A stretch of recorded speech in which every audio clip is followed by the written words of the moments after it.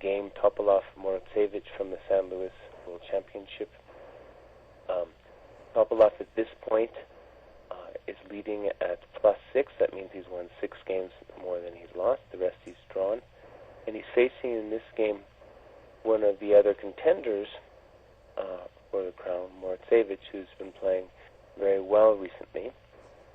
And this game was a very hard-fought draw, though I thought really Topalov was the moral winner. The 2 games that I liked actually most of Topalov's this tournament were this game and the one against Anand, both very strategically rich, and both had the commonalities that Topalov kind of threw it away at the end. But I think my guess is that one of the reasons that happened is that the game were both so strategically rich that he kind of ran out of gas at the very end. In any case, there's some very interesting, instructive ideas in this game that I'd like to go over. Okay, so Topalov opened with d4. He's about the only one in this, he is in fact the only one in this tournament playing d4. Everyone else is playing e4. And Morozevich surprisingly answered d5. And after c4, in this position, played bishop e7. And he's never played this before, but Morozevich is often known for playing different openings. And everyone kind of immediately guessed the reason he was playing this was because his second in this tournament is Alexander Belyavsky, who is a big expert on this variation, known as the classical Queen's Gambit decline. Okay, so in this position, there's many ways, many plans that White can choose from. He can play c takes d, and after e takes d, we'll have what's called a Carlsbad structure. He can develop his bishop on g5 and then play e3, or he can put his bishop on f4 and then play e3. Both of those have perhaps slight disadvantages we'd like to talk about, and then he can also play pawn to g3, which is the Catalan. So all of those are very reasonable approaches. Now, the classical move is to play bishop g5, attacking or putting pressure on the knight on f6. The problem with that move, though, is that it often leads to an exchange of pieces at some point, and that is to the favor of the side, the advantage of the side who's more cramped, which is black in this position. So really, we have to bring our bishop out on c1 if we're going to do any plan of moving our pawn to e3. So we have to put it somewhere. And so Topalov in this game plays the variation with bishop f4. And in a lot of ways, it's a very complicated move because it's not really clear what this bishop is doing on f4. However, I think it probably is the most principled approach that White can play against the Queen's Gambit decline, simply because you're putting the bishop in an active location outside the pawn chain where it is not going to be exchanged. Okay, Morozevich castled, e3, e5. Okay, this is the classical variation that's been played many times, and it's kind of surprising to see Morozevich playing such classical chess. Topalov captured and played a3. Now, why a3? Well, one of the disadvantages of bishop on f4 is that now this diagonal is a little bit weak. So if this knight, for example, on c3 were to move, we would want to be careful not to get checked from b4 or a5.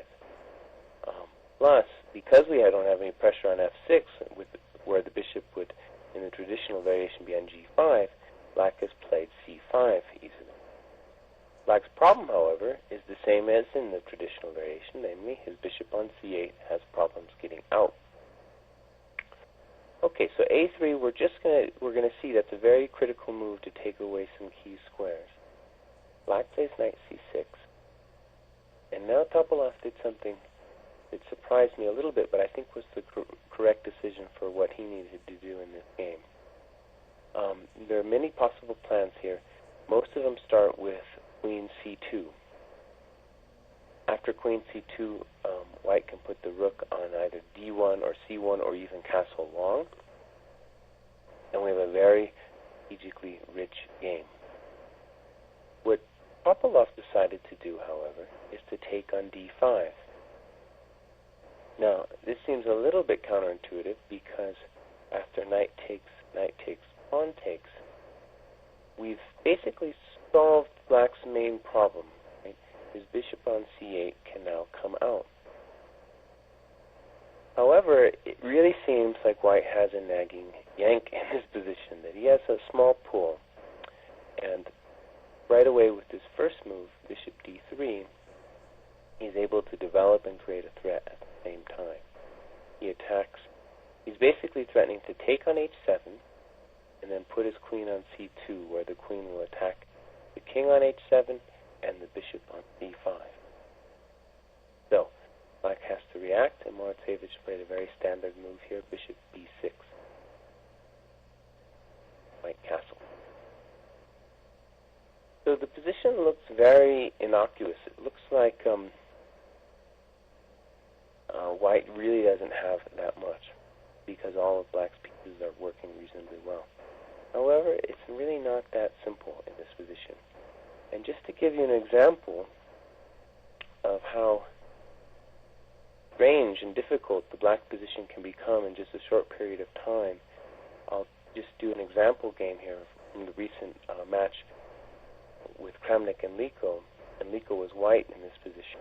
And Kramnik played the very natural moves, bishop g4, and found himself in trouble after this.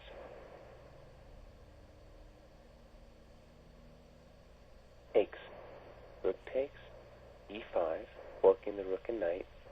Rook takes pawn, pawn takes, rook takes. And now it's surprisingly hard for Kramnik to defend his d5 pawn. In fact, impossible. And so what happened here was Kramnik just went back, lost the pawn. Now maybe this position would have been possible to defend for black, but it's clear that he's going to suffer. He's just going to be a pawn down in an endgame. So that's an example of how black can find himself in trouble in this relatively harmless-looking position. Okay, so Topalov played what seems to me to be the natural move, b4.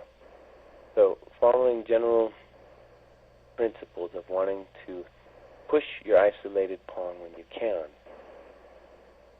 So clearly, if white takes on d4, he's not going to have nothing because black can just securely take back. So the only way for white to try for an advantage is to play e4. And here I thought it was really great that Topalov did play e4 because really in this tournament he just needs to draw at this point. He doesn't need to win anymore. He could have taken on d4 and had a solid draw. So e4, let's talk about this position for a second. What's happened is that black has got his passed pawn now on d4. However, it's not a simple position, and it's a pretty good example of an exception to the rule of when a passed pawn is strong. The point is, this pawn on d4 takes away, really, a lot of squares from black's pieces. For example, the knight on c6, and in particular, the bishop on b6 are suffering because that pawn is blocking them from being active. That pawn, for example, blocks the bishop's diagonal. So that pawn, even though it's a nice pawn, is blocking everything up in black's position. Black has the further problem now that the only real possible plan he has is pushing that pawn on d4. But the bishop on d3 not only is a nice blockader in this position, but it's almost impossible for black to dislodge that bishop.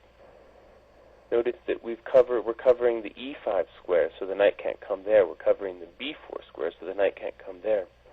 And it's very hard to imagine how this bishop on c8 can put pressure on our d3 bishop. So very difficult now for black to really find a plan in this position. I think that's why this was a very nice choice to play as white. In this position, in previous games, black had always played the same plan. They had always played bishop g4. Okay. The point of bishop g4 is that in order to make progress, white's basically going to have to compromise his pawn structure. For example, after h3, black even has a choice. He can play bishop h5, realizing that the only way for black to unfree his knight in a productive manner will be to play g4, or he can even play queen f6, or he'll also at least get to disrupt the structure of white's pawns on the king side. And I think really this is the way black has to play. Black has to realize that he has to hurt white's pawn structure in some way to compensate for what really is a bad situation with this pawn on d4 and his own pieces getting kind of hemmed in by his own pawn. So let's take a look what Morozevich did. Now Morozevich actually played a move that I had considered before in my own analysis, and it was kind of interesting to see him play the same mistake. What he did was he played bishop c7. This seems like an incredibly natural move because you're trading off white's beautiful bishop on f4, and you're getting rid of your own piece on b6, which isn't doing all that much. The problem is that Topalov can now play very, very simply. He now took, played h3. Let's think about this position for a second. What's now happened is a form of strategical domination of black. Why? Because it looks like nothing really is going on, but in fact black is in real danger here. Black's main problem is going to be that it's going to be hard for him to find a plan. His only possible plan, like before, would be to push this pawn. However, that pawn isn't going anywhere. Black's going to have to kind of wait to see what white does. And that's always going to be a bad situation when your opponent has so many plans at hand. Let's think about white's plans for a moment. White, at the moment, has a majority on the king side. That is, he has one more pawn on the king side, and can use that extra pawn to attack black's king. So one plan. Another plan he has is to gang up on the weak d4 pawn. This would especially happen if we could effect some exchanges, particularly of rooks. If we could exchange some rooks, particularly all the rooks, that pawn would be very hard to defend. That's the second plan. And the third plan is that our rook is very naturally now coming to c1, from where it's going to exert a lot of influence on the c file, and we can play then on the c file and on the queen side with b4. So that's basically black's dilemma at this point. He doesn't have a constructive plan, and white has three possible plans that he can do depending on what black does. We see a lot of those put into effect in this game.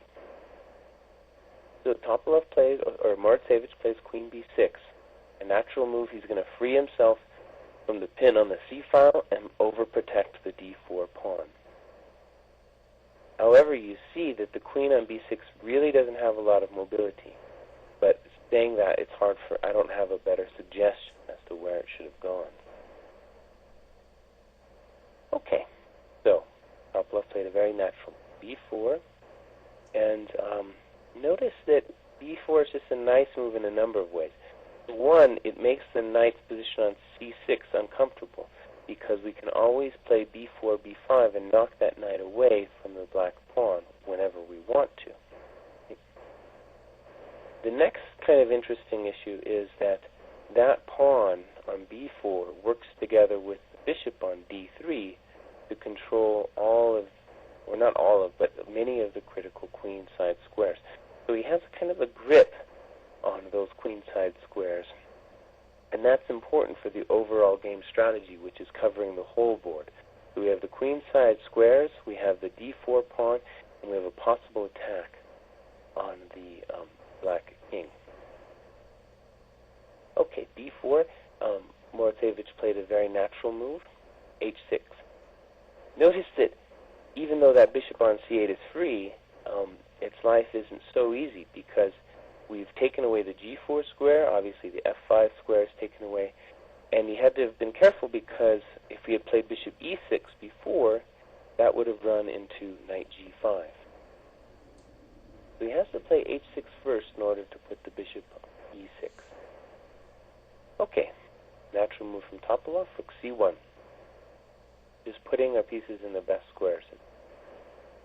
Rook d8, and another nice move, queen d2. Just simple building moves. Bishop e6. Okay, so we can see from when we last discussed the characteristics of the position that black has developed, but again, he really doesn't have a plan. And white, on the other hand, has increased his control of the queen side, the c file, and has his eye on the king side. Okay, now here Topalov played a very interesting move, a move that I don't think I would have found myself. Very deep, and maybe not even the best move, but to play a deep move, it doesn't necessarily have to be the best move. It just has to be a move that has a lot of ideas behind it that aren't immediately evident. I think the simplest way to play would have been to play rook c2 followed by rook fc1. This would have just built up the position on white's part and made it difficult, especially for black, because if black ever decides to challenge the rooks on the c file, we can always look forward to trading them all off and working against the weak d4 pawn. Okay, so that would have been the way your average IM plays. Let's look at what Topalov played. Okay, so Topalov played queen f4, which, like I said, is a very deep move. And I think what it really is demonstrating is the difficulties in black's position. Obviously, it's eyeing the king side, though not in any kind of direct way at the moment. Also just looking at some key squares like e5, e7 in particular. I think the main problem now for black is to find a plan like it was before. And what queen f4 kind of highlights is that black can't really do anything constructive. For example, if he were to play a5, then we could always just respond with b5. And unfortunately for black, that pawn on a5 takes away the black knight's most natural square. Also, if he plays rook a c8, we can just keep playing with rook fd1 or something, and the rook on c8 doesn't really want to be exchanged. Right? It protects the c7 square, but it really doesn't want to be exchanged because of the weakness of the d4 pawn. So that's why queen f4 was such a kind of creeping move that I found so interesting. Morozevich, in his turn, I thought played a very good response that I don't think anyone else anticipated. He played knight e7. Now, in one sense, knight e7 kind of admits to white that white is definitely better, even though that besides this bishop c7 move, it doesn't look like black has made any big mistakes in the game. It admits he's better because now the knight is going away from its natural location and will have pressure on the c file. The beauty of that move, though, knight e7, I think is twofold. For one, he realizes that rook c7 isn't going to do all that much at the moment. And normally, that's a move that most players would be very terrified of. But Morozevich accurately calculated that the immediate rook c7 wasn't that potent, because the main reason it's not doing anything once it gets to c7. The second thing, though, is just that he realized that his knight was uncomfortable on c6, and it's going to be a lot more useful on the king side, as we'll see. We'll see that the knight does some very fantastic maneuverings, and even though black was lost, it was the knight that eventually saved him. Okay, white continues to build the position. Maybe we'll just look at rook c7 real quick. That was the move that would be the most natural. But after knight g6, queen g3, you know, it's not so clear what that rook is doing, and black can think of all kinds of things like a5, or maybe even now rook ac8 to challenge the rook. Okay, so Topalov, I think, plays a much more testing move. Plays rook c5. So he's preparing to double, and he has some nice lateral movement on the 5th rank. Okay, so knight g6, queen g3. And maybe now we can see a little bit what white's plan is going to be. Eventually what white wants to do is move this knight away and then start pressing with his extra pawn on the king's side. And that was one of the key plans that we had talked about earlier. And it's really nice to see Topalov engaging in it so vigorously, really, because what has he done with his queen f4 maneuver? He's brought his queen over to the king's side, where he feels he's stronger because he has an extra pawn, and that's the place that he would like to attack. Okay. So, a5, rook b5, queen c6. Okay, here is a critical moment in the game. Topalov here played the move that makes the most sense strategically, but unfortunately has a flaw to it. He played e5. Look, e5. Probably the best move for him would have been just to play ba, after which he's going to hold a small advantage. The problem with e5, however, is that black could have now played bishop f5. Let's take a look. I'm assuming that Morozevich just missed this move. So the problem is that if you take on f5, the rook on b5 falls, i.e. the rook on b5 is overworked. And if you attack the queen can go to either b7 or e6 and control or help control the bishop on f5. Probably d7 is more accurate. And the point is that if we trade the bishop on d3, or even make it move, we'll have accomplished something very significant. We'll have removed the blockader of our pawn on d4.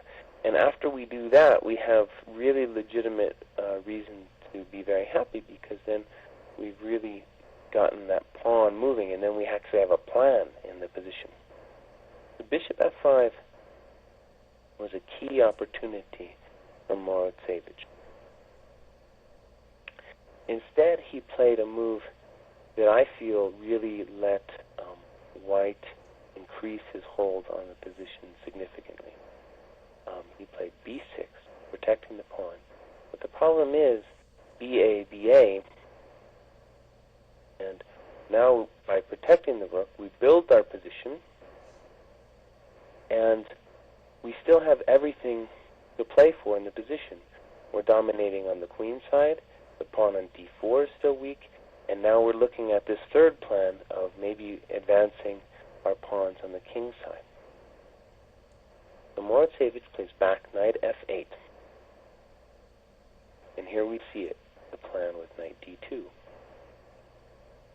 So now really some dark clouds are brooding over black's king, because white has two main positional threats here. At some point to play knight e4, and also probably the main threat is to play f4 and then f5, using that extra force, that extra bit of fighting power on the king side that black does not have to break down black's defenses. Okay, let's take a look. Here I feel, after knight d2, that white is clearly better. Okay, black plays natural bishop d5, so that it won't be so easy to come to e4. And here I think we're in a little bit of time pressure, not extreme, and Topalov made a serious mistake that the computers found how it could have been refuted, but Morozevich didn't. Let's take a look first, and maybe we can see what he should have done. Topalov played just a very natural f4, which is preparing this plan. Unfortunately, it's not really prepared enough. And what could have happened was Morozevich could have played queen c3, and after we protect it, black could play knight g6. And there are some unfortunate problems here for white. For one, the bishop on d3 is pinned to this unprotected queen. And the second is when white now plays the very natural f5, black can play knight f4, and after queen takes, black's position is probably even preferable. And the main reason for that is that we've gotten rid of the blockading piece, and this bishop on d5 is better than white's knight on d2. So that required a little bit of computer tactics to see that. But that's typical, I think, of games like this, and the players really didn't be reprimanded because white just played the natural strategical move but didn't take all of black's resources into account. And that's maybe also a good example of what's going on in this world of computer chess. It's not that they understand chess better than humans, it's that in positions like that, they're never going to fail to take the opportunity.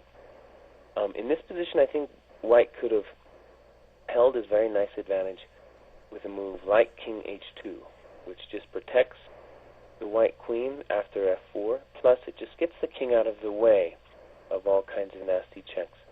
And to me, that's an instructive move. You put your king in a safe place before you start advancing with your onslaught. And for really, black's main problem now is that he has no real counterplay, because queen c3 at this point could be met by either knight e4 or even bishop e4, and white has a very nice position. But as it was, Topalov missed his chance, basically, and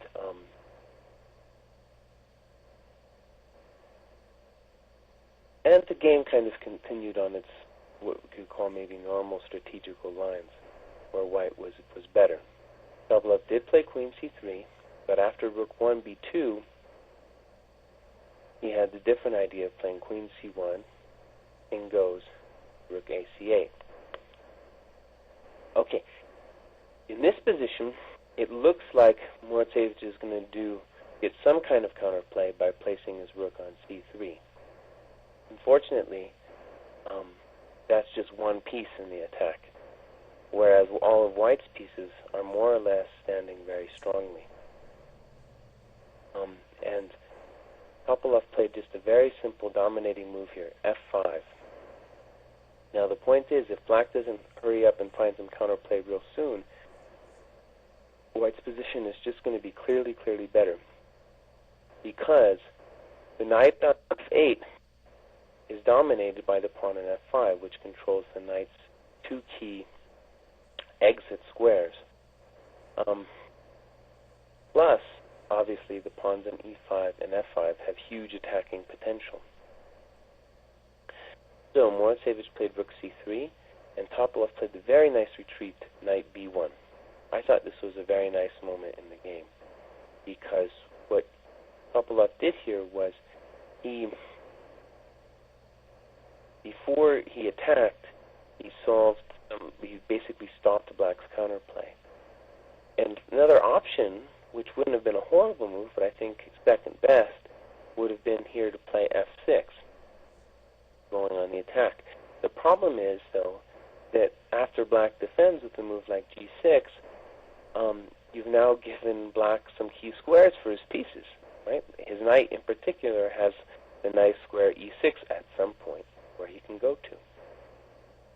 So maybe a good rule of thumb, just to remember, is that in a position where you have two pawns highly advanced, like on e5 and f5. You don't really want to move either one of them, even though they look like they want to attack. They're really very strong just where they are, and probably shouldn't move until something decisive is available. And that's exactly what happens in this game. So knight b1, the rook is forced back to c5. Maybe if Morozevich realized how bad his position was here, he might have tried rook takes d3, followed by queen f4 check. I think that position is difficult for black, but I think that would have been his best chance at holding on, because he's going to pick up one of black's pawns on e5 or f5. After rook c5, on the other hand, white gets to trade, puts his rook in a nice location, and now brings the knight back. And here, just a beautiful position for white, absolutely beautiful. All of white's pieces are ready to do something.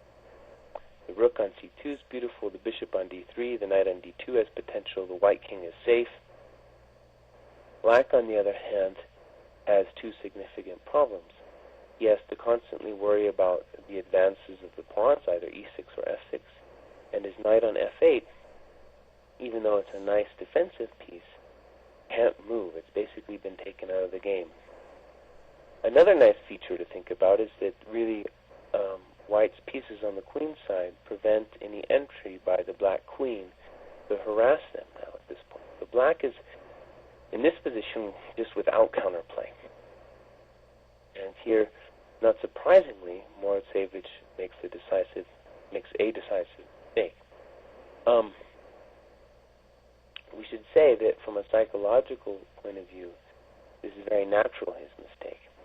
Because when you're dominated like this and you don't have a plan, it's very easy to fall prey to some kind of tactic. Probably black should have just done some kind of waiting move, like a4, waiting to see what white's going to do, but clearly white has the advantage.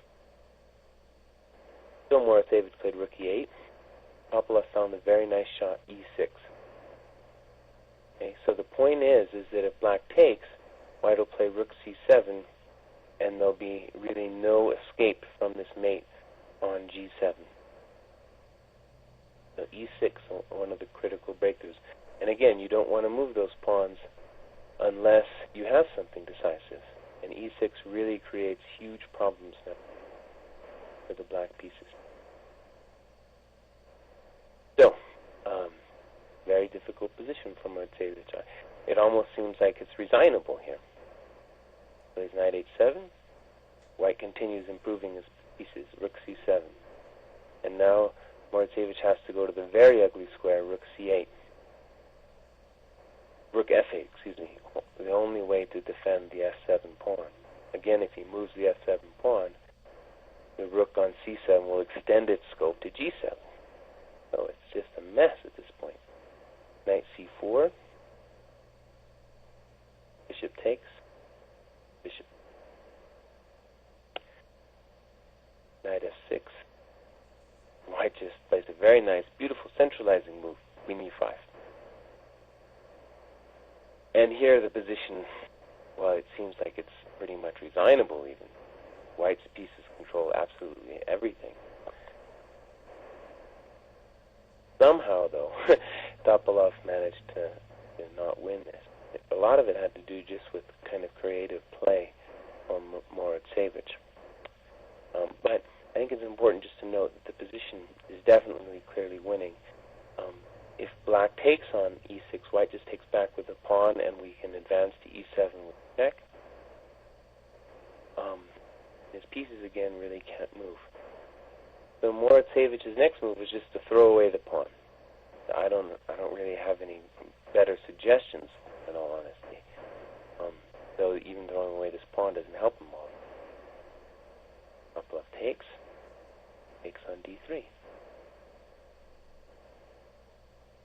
Morozevich pressures a little bit, but really he's going nowhere. 4 at e4. Queen e5, knight d2. Okay. So here's where it kind of gets interesting. From a practical perspective. From a theoretical perspective, it's just totally over. Black's down 2 pawns. His rook on f8's horrible. The pawn on f7 looks like it's queening. But what Morozevich is doing is proving kind of an old maxim that the knight is a wily piece. And having been a victim of this knight myself, I can say that you really have to be careful in positions like this, where even when it seems like white is just completely winning, the knight is often incredibly tricky. And in this position, we have to always be careful of some kind of tricks that the knight can do. And essentially that's what happened to Topalov, and it broke my heart to see it too, because Morozevich just played a simple move, queen b6, and he's threatening, obviously, to invade on f2. But really, even without analyzing too much of white's moves, I think we should say there obviously has to be a way that white can prevent black from gaining counterplay, simply because white is at this point playing with 3 pieces, queen, a rook, and a bishop, and black is only playing with 2, a queen and a knight. So that simple material superiority should guarantee us a winning advantage, in addition to our 2 pawns. So probably the simplest move here would have been to play simply queen c5, and I think the queen just has to go back on b8, and then we can move our king back to h1. Maybe let's take a look. Queen c5, queen b8. Just kind of reset the pieces. Black's not doing anything, and now we can move the rook at leisure. It does take a little bit of patience, but the main point is that black really can't do anything in the next couple moves. Okay. Go back. So, I think what happened was we're looking at the 5th or 6th hour of play, and Topalov made a mistake which just reflects, I think, being tired after such a grand strategical struggle. And like I mentioned at the beginning of my lecture, this was really the problem that he had in his game with Anand as well, is that he played such a beautiful strategical game and then lost it also with the white pieces in the 5th and 6th hour of play, when his position, like this one, was just completely overwhelming. So the problem is, now black has queen f2. And due to the threats on f1 and f3, white is going to be forced to give back the exchange. He has to play rook takes knight. And now rook takes knight, unfortunately, has to happen. I believe Topalov played bishop c5. And you can see we've gone from a completely winning position to a position where it's more or less unclear what's going on. It's not clear how white's going to win. Even though this position is clearly better for white, there's no guarantee anymore that it's a winning position. And that the rest of the game bore that out, where Morozevich played a very nice defense and saved this position, which might be drawn here, but it's close. It's close. But clearly, without the rook, it's a lot harder for white. So I'm going to stop here. This game was eventually drawn, and that was a very interesting strategical struggle. And one thing that maybe we should just note is that Topalov is playing one of the greatest tournaments of all time now with +6. I believe there's 3 rounds to go. And 2 of the games he's drawn, he was completely winning. And his opponents really were outplayed. So I think that's a further testament to the fact that he's the best active player at the moment.